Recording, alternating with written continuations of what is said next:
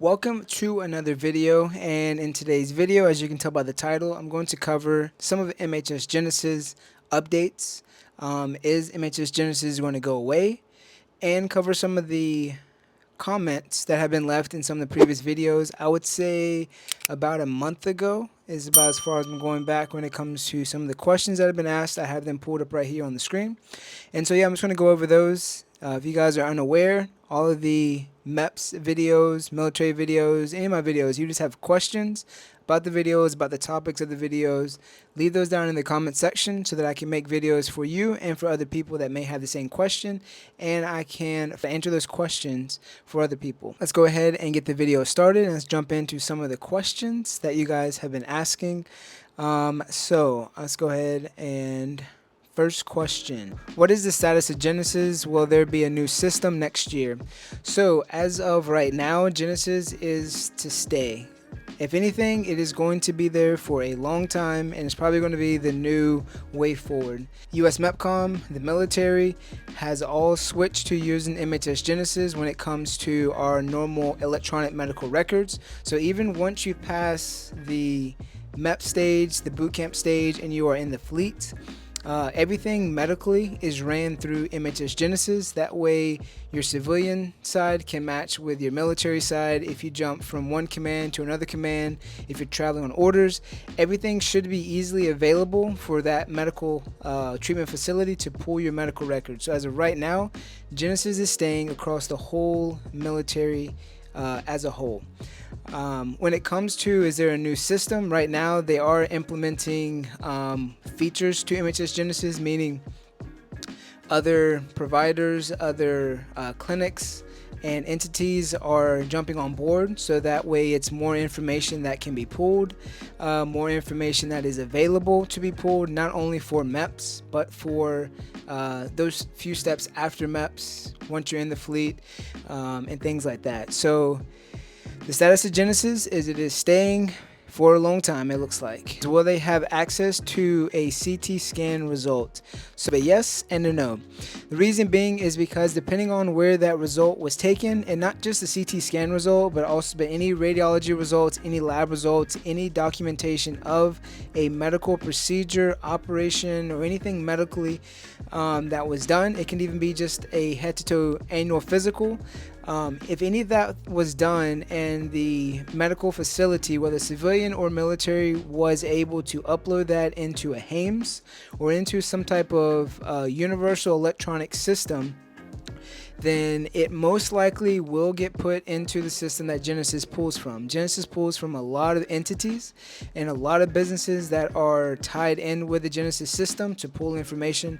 So most likely it will be able to pull some type of encounter that was done. It may not be the actual results of it, but it may pull something of a note that a doctor wrote saying that you got a CT scan done on a body part, or that a CT scan was conducted. And that's when the MEPS doctors, if they find that, they will ask for additional documents. That way it gives them a better picture on exactly what that CT scan was, what the results were, and things like that. It can pull results as long as that entity uploaded the results electronically. So if it is something that was only done through paper, on paper, most likely that result would not be able to be pulled. Do they run Genesis on you before you go to MEPS? So MHS Genesis is ran only during the pre-screen phase, meaning whenever you go to see your recruiter will give you a packet of papers to fill out. It has all of your information at the top of it, and then it goes through asking, have you ever, as far as medical conditions, procedures, operations, piercings, broken bones. It's a medical history of questions that it's going to ask. There's also in the section that asks you to detail, briefly explain if you say yes to anything as far as allergies or anything in that section. So those packet of papers is considered a pre-screen. When that pre-screen is submitted to MEPS, to the liaisons of whatever service that you're processing for, that will get sent to medical, and that is when we put it into the system, because we have to register you electronically so that now you have a DoD number and it starts to build your electronic record. When that happens, that is when Genesis is ran on you, your social, your zip code, everything that we have of information for you.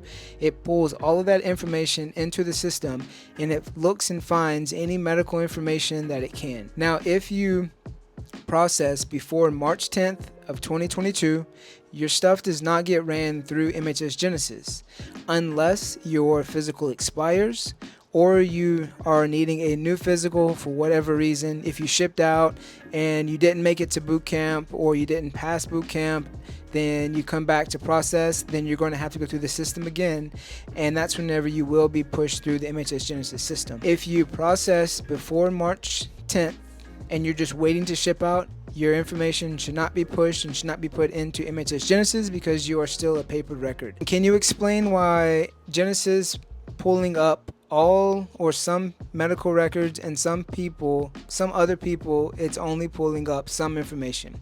So again, that is depending upon where you've been seen at, what was done, and if the entity that you were seen at and that took care of you, if they upload things into some sort of medical electronic medical record. And if they do, if that electronic medical record system uploads and is pulled data into MHS Genesis. So that is why some people's information pulls up and some people's doesn't. We don't know until we run MHS Genesis. And even whenever you answer yes on something on your pre-screen and it is put into Genesis and we run for the HIE, for all that additional information to be pulled up, sometimes that information doesn't come up and the docs will still ask for additional information because the MHS Genesis was not able to pull the information that you said yes to. Genesis is not a catch-all, and like I said at the beginning, more and more entities are becoming incorporated into Genesis, which is going to help with some people's information not pulling up and some people's information that does. But overall, it just depends if that information was uploaded into electronic record. And then second part of it is if that electronic record entity gives data and is allowing data to be pulled from Genesis. So this is another common one that we actually deal with pretty frequently as well. And it says, hey, so I plan on joining the Marines, and about a year ago I went to a clinic to do a blood test and the doctor misdiagnosed me with anxiety. And mind you, I had never had a history of anxiety, panic attacks, or been on medication.